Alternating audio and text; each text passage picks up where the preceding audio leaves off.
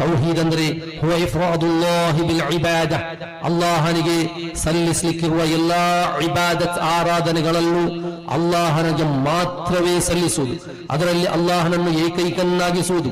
I ಅನ್ ತಅಬುದಲ್ಲಾಹ ವಹ್ದ, ನೀವು ಅಲ್ಲಾಹನನ್ನು ಮಾತ್ರವೇ, ಅವನನ್ನು ಮಾತ್ರವೇ ನೀನು ಆರಾಧಿಸಬೇಕು.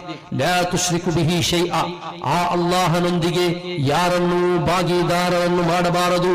ಲಾ ತುಶ್ರಿಕು ಬಿಹಿ ನಬಿಯನ್ ಮುರ್ಸಲ, ಈ ಭೂಮಿಗೆ ಅಲ್ಲಾಹನು ಕಳುಹಿಸಿದಂತಹ ಯಾವುದೇ ಸಂದೇಶವಾಹಕರಾಗಲಿ ಆ ಪ್ರವಾದಿಗಳನ್ನು ಅಲ್ಲಾಹನ ಇಬಾದತ್ ಆರಾಧನೆಗಳಲ್ಲಿ ಭಾಗಿದಾರರನ್ನಾಗಿ ಮಾಡಬಾರದು. ವಲ ಮಲಕನ್ ಮುಕರ್ರಬ, ಅದೇ ರೀತಿ ಅಲ್ಲಾಹನ ಆಪ್ತ ದೇವಚರರು ಮಲಕ್ಗಳನ್ನು ಕೂಡ ಅವರಿಗೂ ಕೂಡ ಆರಾಧನೆಯ ಯಾವೊಂದು ಅಂಶವನ್ನು ಕೂಡ ಅವರಿಗೆ ಸಲ್ಲಿಸಬಾರದು. ವಲ ರಯೀಸನ್ ವಲ ಮಲಿಕನ್ ವಲ ಅಹದ ಮಿನಲ್ ಖಲ್ಕ್, ಯಾವುದೇ ಮಂತ್ರಿಯಾಗಲಿ ಯಾವುದೇ ರಾಜನಾಗಲಿ ಸೃಷ್ಟಿಗಳಲ್ಲಿ ಯಾರೇ ಆಗಲಿ ಯಾವುದೇ ವಿಧದ ಒಂದು ಸಣ್ಣ ಅಂಶವೂ ಕೂಡ ಆರಾಧನೆಯ ಯಾವುದೇ ಒಂದು ಅಂಶವೂ ಕೂಡ ಅವರಿಗೆ ಸಲ್ಲಿಸಬಾರದು. ಬದಲಾಗಿ ಅಲ್ಲಾಹನಿಗೆ ಮಾತ್ರವೇ ಆರಾಧನೆಗಳನ್ನು ಸಲ್ಲಿಸಬೇಕು. ಬಲ್ ತುಫರ್ರಿದು ವಹ್ದಹು ಬಿಲ್ ಇಬಾದ ಮುಹಬ್ಬತನ್ ವ ತಅದೀಮ, ಅಲ್ಲಾಹನ ಮೇಲೆ ಅತ್ಯಂತ ಹೆಚ್ಚು ಪ್ರೀತಿಯುಳ್ಳವನಾಗಿ ಅವನ ಮಹತ್ವವನ್ನು ಅರಿತು ರಗ್ಬತನ್ ವ ರಹಬ, ಅವನಲ್ಲಿ ಪ್ರತೀಕ್ಷೆಯನ್ನು ಅವನಲ್ಲಿ ಆಕಾಂಕ್ಷೆಯನ್ನು ಇಟ್ಟು ಅದೇ ರೀತಿ ಅವನನ್ನು ಭಯಪಟ್ಟು ಅವನಿಗೆ ಮಾತ್ರವೇ ಆರಾಧನೆಯನ್ನು ಸಲ್ಲಿಸುವುದಾಗಿದೆ ತೌಹೀದ್ ಎಂಬುದು.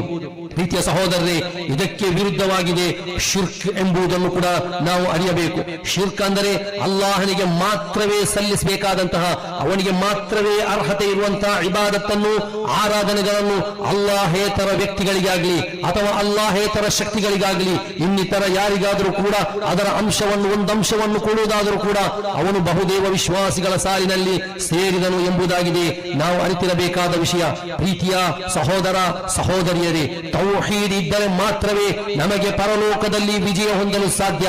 ತೌಹೀದ್ ಇಲ್ಲದಿದ್ದರೆ ನಾವು ಎಷ್ಟೇ ಒಳ್ಳೆಯ ಕೆಲಸ ಕಾರ್ಯಗಳನ್ನು ಮಾಡಿದರೂ ಕೂಡ, ನಮ್ಮ ಸ್ವಭಾವ ಗುಣ ಎಷ್ಟೇ ಒಳ್ಳೆಯದಿರಲಿ, ನಾವು ನಮ್ಮ ಸಾಮಾಜಿಕವಾದಂತಹ ಕಾರ್ಯಚಟುವಟಿಕೆ ಎಷ್ಟೇ ಉನ್ನತ ಸ್ಥಾನದಲ್ಲಿದ್ದರೂ ಕೂಡ ತೌಹೀದ್ ಎಂಬ ಒಂದು ವಿಷಯವು ಇಲ್ಲದಿದ್ದರೆ, ನಮ್ಮ ಇಬಾದತ್ಗಳಲ್ಲಿ ನಮ್ಮ ಆರಾಧನೆಗಳಲ್ಲಿ ಶಿರ್ಕ್ ಎಂಬ ಒಂದು ಮಹಾಪಾಪವು ಅದು ಕಲುಷಿತಗೊಂಡರೆ, ಅದು ಮಿಕ್ಸ್ ಆದರೆ ನಮ್ಮ ಎಲ್ಲ ಆರಾಧನೆಗಳು ಕೂಡ ನಿಷ್ಫಲವಾಗುವುದು ಎಂಬುದನ್ನು ನಾವು ಅರಿತಿರಬೇಕು.